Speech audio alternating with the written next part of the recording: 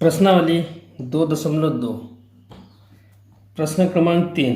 पिछले वीडियो में हमारे 2 प्रश्न हो गए थे।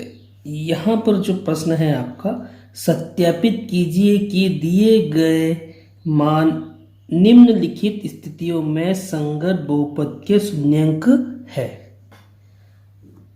छात्रों से एक मेरा निवेदन है कि वह प्रश्न को ठीक से पढ़े, ना कि प्रश्न के हल को। वर्तमान समय में जो बालक है वो प्रश्न को नहीं पढ़ते, कोई सा भी विषय हो। तो आपको प्रश्न का उत्तर तो हल है, याद होता है, परंतु आपको पता नहीं होता कि इस प्रश्न में करना क्या है। तो इस प्रश्न को कम से कम 5 बार अपने मन में पढ़े। सत्यापित कीजिए कि दिए गए मान निम्नलिखित स्थितियों में संगत बहुपद के शून्यांक है। अब देखिए, आपको पहला प्रश्न दिया है कि px बराबर 3x धन 1, x बराबर ऋण 1/2। अब आपको क्या करना है कि इसमें आपको ये बताना है कि जो 3x धन 1 है, इसमें x बराबर ऋण 1/2 रखेंगे। अगर x की जगह हम ऋण 1/2 रखेंगे और यदि शून्य आ जाए तो यह बहुपद का शून्यांक होगा, और नहीं आए तो नहीं होगा। ठीक है, यह बात आपको समझ में आई होगी। अब आपका जो पहला प्रश्न है, यहाँ एक थोड़ी सी मिस्टेक है। यह जो है 2 की जगह क्या है, अब इसको 3 कर सकते हैं। यह 3 है किताब में दिया हुआ, ठीक है, ये इसको 3 कर लीजिए। तो अब आपको क्या करना है कि x बराबर ऋण 1/3 के लिए यह सत्यापित करना है। अब आपको इसको पूरा व्यवस्थित और अच्छे अंक होना है, तो इसका लिखना होगा, दिया है बहुपद px बराबर 3x धन 1, और ज्ञात करना है x बराबर ऋण 1/2, 1/3 है ना। x बराबर ऋण 1/3, px का मान है या नहीं, या शून्यांक है या नहीं, ऐसा भी आप लिख सकते हैं। एक ही स्थिति है, या क्या लिख सकते हैं, शून्यांक है या नहीं, ऐसा भी आपका चल जाएगा। ठीक, अब आपको क्या करना पड़ेगा, अब आपको इसको हल करना होगा। तो हल में आपने लिख दिया x बराबर ऋण 1/3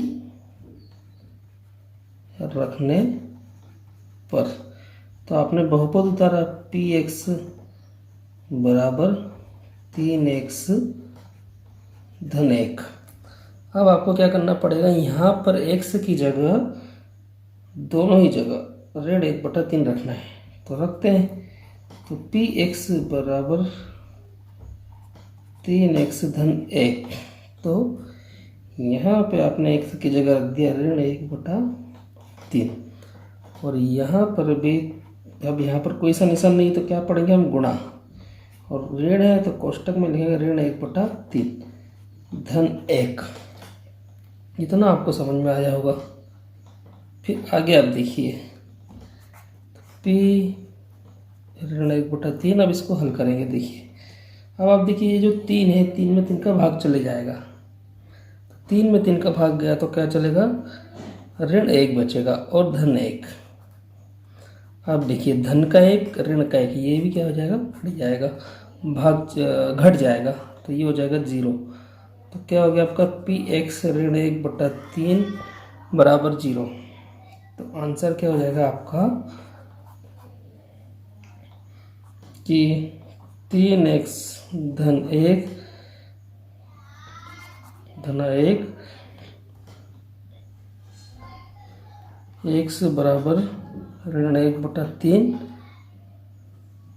शून्यांक है। ये आपका आंसर हो गया। सवाल आपको समझ में आया होगा।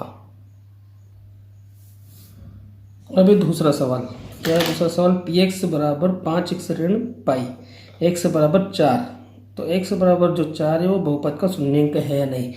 तो हम लिखते हैं, दिया है px बराबर 5x ऋण पाई, ज्ञात करना x बराबर 4/5 बहुपद का शून्यांक है या नहीं। तो अब हम क्या करेंगे, अपने बहुपद को उतारा, px बराबर हो जाएगा 5x ऋण पाई। अब आपको क्या करना पड़ेगा, x बराबर 4/5 रखने पर x की वैल्यू, तो आपने लिखा px। अब x की जगह आप रख दीजिए 4/5। अब इधर 5 गुणित यहाँ पर भी हो जाएगा 4/5 ऋण पाई। अब देखिए 5 से 5 का भाग चल जाएगा तो ये हो गया 4 ऋण पाई। तो आपका px बराबर 4/5 हो गया। अब आप देखिए, अब यहाँ पर स्पष्ट रूप से देखिए कि 4, ये जो है पाई, इस 4 में से पाई का मान नहीं जाता है, नहीं जाता मतलब शून्य आया क्या, फाइनली नहीं आया। तो हम आंसर क्या लिख देंगे, तो आंसर में आपको हो जाएगा x बराबर 4/5 px का शून्यंक नहीं है। ठीक, अब है तीसरा प्रश्न। तीसरा प्रश्न क्या है, px बराबर x धन 1 x ऋण 2। तो आपको यह प्रश्न दिया x बराबर ऋण 1 दिया है, x बराबर 2। अब यहाँ पर x के आपके 2 मान दिए, तो इन दोनों ही मानों के लिए चेक करना है कि यह दोनों बहुपद के शून्यंक ही है या नहीं। प्रश्नों को हल करने के लिए व्यवस्थित आपको लिखना पड़ेगा। दिया है px बराबर x धन 1 इंटू x ऋण 2।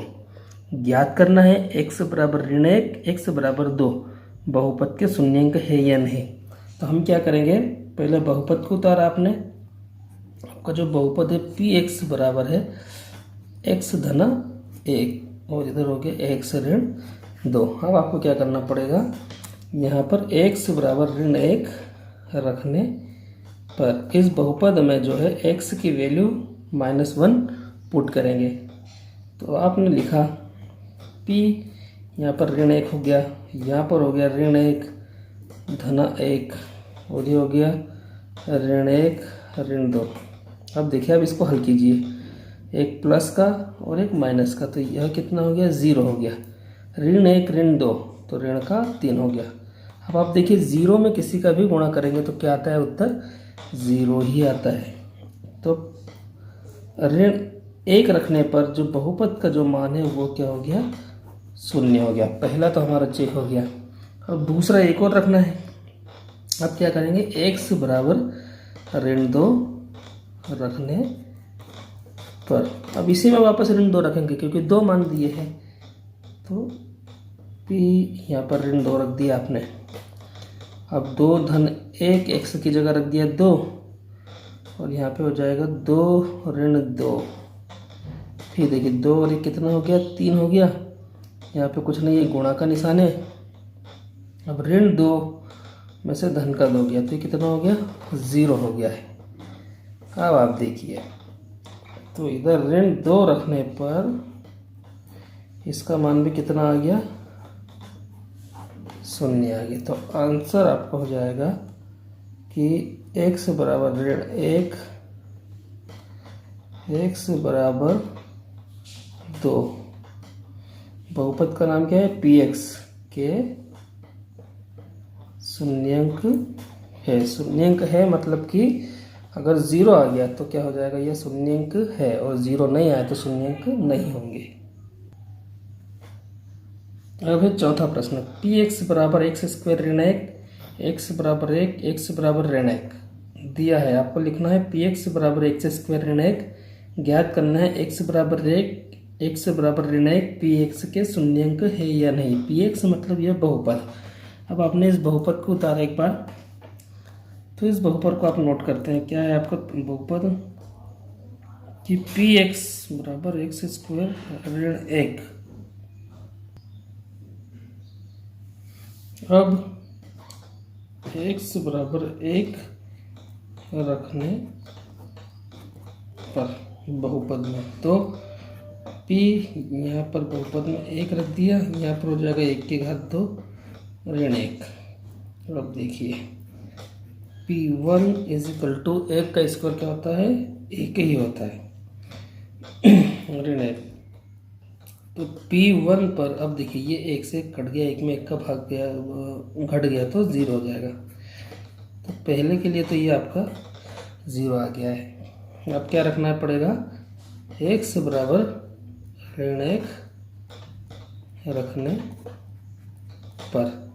तो आपने क्या किया, फिर इस बहुपद में x की जगह ऋण 1 रखेंगे तो p यहाँ पर ऋण 1 हो जाएगा बराबर में ऋण 1 का स्क्वायर और ऋण 1। अब 1 का ऋण 1 का घात दो तो ऋण 1 का गुणा ऋण 1 में करेंगे -1। अब ऋण का गुणा ऋण में करेंगे तो धन, और 1 का गुणा 1 में करेंगे तो 1 हो जाएगा, तो 1 ऋण 1। तो यह भी क्या हो जाएगा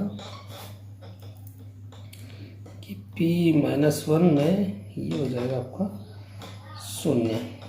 तो दोनों में ही 0 आ गए, तो आंसर क्या हो जाएगा आपका x बराबर 1, x बराबर ऋण 1, px के शून्यंक है। अब है 5वां प्रश्न, px बराबर x की घात 2 में x बराबर 0। तो दिया है px बराबर x स्क्वायर, ज्ञात करना है x बराबर 0 px का शून्यंक है या नहीं। अब आपने क्या लिखा, px बराबर x स्क्वायर, तो इसमें क्या रखना पड़ेगा, x बराबर 0 रखने पर। तो यहाँ पर आपने x की जगह 0 रख दिया और यहाँ पर भी रख दिया 0, क्योंकि यहाँ घात 2 है तो आपको 0 की घात 2 लगाना पड़ेगा। तो p0 पर x की घात 2 करेंगे तो आपका 0 ही आंसर आएगा। तो आंसर क्या हो जाएगा आपका, तो आंसर लिख दोगे कि x बराबर 0 px का शून्यंक है। यह आपका 5वां सवाल हो गया। अब है अगला सवाल, px बराबर lx प्लस m, x बराबर -m/l दिया है। px बराबर lx प्लस m ज्ञात करना है x -m/l px का शून्यंक है या नहीं। अब यहाँ थोड़ा सा कंफ्यूज मत होना, क्योंकि x की जगह -m/l दिया हुआ है। अब इसमें भी आप क्या कर सकते हो, पहले आपने बहुपद को उतार लिया, px बराबर, सारे सवाल एक ही पैटर्न के हैं, इसमें कंफ्यूज होने की ज़रूरत नहीं है। अब आपको क्या करना है, x बराबर -m/l रखने पर x की जगह, तो x की जगह रखते हैं, तो यहाँ पर हो गया -m/l। यहाँ l, यहाँ पे कोई सा निशान नहीं, तो क्या पढ़ लेंगे हम, गुणा पढ़ लेंगे। तो ये हो जाएगा -m/l और 1m हमारा सवाल का है। अब देखिए ये सेल से ये सेल को काट देंगे क्योंकि भाग चल जाएगा। अब आपको क्या हो गया, -m + m। अब प्लस के m में से माइनस का m किया तो कितना हो जाएगा, 0। मतलब कि x की जगह -m/l रखने पर भी बहुपद का मान 0 के बराबर आया। तो आंसर क्या हो जाएगा आपका, तो आंसर को हम लिखेंगे x बराबर -m/l px का शून्यंक है। यहाँ px मतलब बहुपद से है। अब है 7वां प्रश्न। 7वां प्रश्न क्या है, px बराबर 3x² ऋण 1 और x बराबर ऋण 1/3 और x की जगह दिया है 2/3। तो आपको लिखना है, दिया है px बराबर 3x² - 1, ज्ञात करना है x -1/3 और x 2/3। px के शून्यंक है या नहीं। अब आपने अपना बहुपद को उतारा सबसे पहले, तो px बराबर हो गया 3x² - 1। अब आपको इस बहुपद में क्या रखना है, x बराबर ऋण 1/3 रखने पर रखते हैं। तो p यहाँ पर ऋण 1/3 रखा आपने, तो यहाँ पर भी रखना पड़ेगा 3 गुणा ऋण 1/3 उसकी घात 2 -1। अब देखिए जिसकी घात 2 होती है उसका 2 बार गुणा में लिखते हैं। तो 3 गुणा ऋण 1 गुणित ऋण 1 हो जाएगा और कर्णी 3 गुणा कर्णी 3 हो जाएगा। यह -1 चल ही रहा है। अब देखिए 3 गुणा ऋण 1 का गुणा ऋण 1 में करेंगे तो यह हो जाएगा धन 1। इसको इसको मैं कोष्टक में लिख देता हूँ। 2 ऋण के निशान हो तो वह धन में हो जाता है। अब देखिए कर्णी 3 का गुणा कर्णी 3 में किया तो 3 हो जाएगा और माइनस का 1। अब आप देखिए कि इस 3 में इस 3 का भाग चले जाएगा। यहाँ पे बचा धन का 1 और यहाँ ऋण का 1। जब धन के 1 में से ऋण का 1 चले जाएगा तो कितना हो गया? 0 हो गया। मतलब कि x की जगह ऋण 1/3 रखने पर जो बहुपद है उसका मान क्या हो गया? 0 आ गया। तो 0 है तो यह शून्यंक होगा।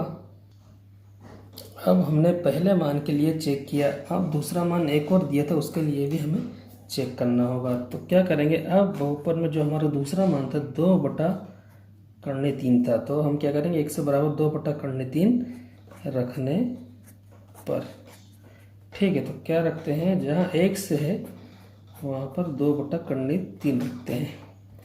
तो ये हो जाएगा 3 गुणा 2/3 और उसकी घात 2 हो जाएगा -1। अब इसको थोड़ा संभल के हल करना है आपको। तो ये 3 लिखा, अब 2 की घात 2 है तो 2 का 2 बार गुणा, कर्णी 3 है तो कर्णी 3 का भी 2 बार आपस में गुणा, ऋण 1। अब आप देखिए तो 3 गुणा 2 का गुणा 2 में करेंगे तो कितना हो जाएगा? 4 हो जाएगा। अब देखिए ये कर्णी 3 है। अब एक चीज़ और मैं बता दूं कि अगर कर्णी 3 का गुणा कर्णी 3 में किया जाता है तो कितना आता है? 3 आता है। ये आपको लिखना पड़ेगा। तो कर्णी 3 का गुणा कर्णी 3 में किया तो 3 हो गया, ऋण 1 ये चल रहा है। अब देखिए 3 में 3 का भाग गया तो 3 एकम 3, ये हो गया 4 ऋण 1। 4 में से 1 गया तो कितना हो जाएगा? 3। तो हमारा जो px में x की जगह 2/3 रखते तो आपका आंसर कितना आ गया? 3 आ गया। अब 3 आ गया मतलब कि यह बहुपद का शून्यंक नहीं है। क्यों नहीं है? क्योंकि 3 आ गया है। तो आंसर क्या हो जाएगा आपका कि x बराबर जो पहला मान था आपका -1/3 px का शून्यंक है। जो पहला मान था उसमें तो था, दूसरे में क्या था? x बराबर 2/3 px का शून्यंक नहीं है। क्यों नहीं है? क्योंकि यहाँ पर शून्य नहीं आता है। जब शून्य आएगा तो ही शून्यंक होंगे। अब इस प्रश्न का आखिरी प्रश्न है कि px बराबर 2x धन 1, x बराबर 1/2 तो दिया है। px बराबर 2x धन 1 ज्ञात करना है। x बराबर 1/2 px का शून्यंक है या नहीं। तो आपने बहुपद को उतारा तो क्या है बहुपद? px बराबर 2x धन 1। आपको क्या करना है, x बराबर 1/2 रखने पर, मतलब कि x की जगह आपको 1/2 रखना है। सारे सवाल एक ही पैटर्न के हैं। तो यहाँ पर 1/2 रख दिया, फिर 2 गुणित यहाँ पर भी x का मान 1/2 रख दिया, धन 1 लिख दिया। अब आप देखिए इस 2 में 2 का भाग चले गया तो कितना हो गया? 2 एकम 2। यहाँ पर बच गया 1 ये वाला और एक पुराने वाला 1। तो यह कितना हो जाएगा आपका? यह हो जाएगा 1 और 1 कितना हो गया? 2 हो गया। तो p की में बहुपद में x की जगह 1/2 रखने पर बहुपद का मान कितना आ गया? 2 आ गया। तो 2 आ गया तो आंसर क्या हो जाएगा आपका कि x बराबर 1/2 बहुपद क्या है आपका? px का शून्यंक नहीं है। क्यों नहीं है? क्योंकि इसमें मान 0 नहीं आया। तो यह प्रश्नावली आपको समझ में आई होगी। इस वीडियो को आप जब 4 से 5 बार देखोगे तो आपको सारे प्रश्न समझ में आ जाएंगे।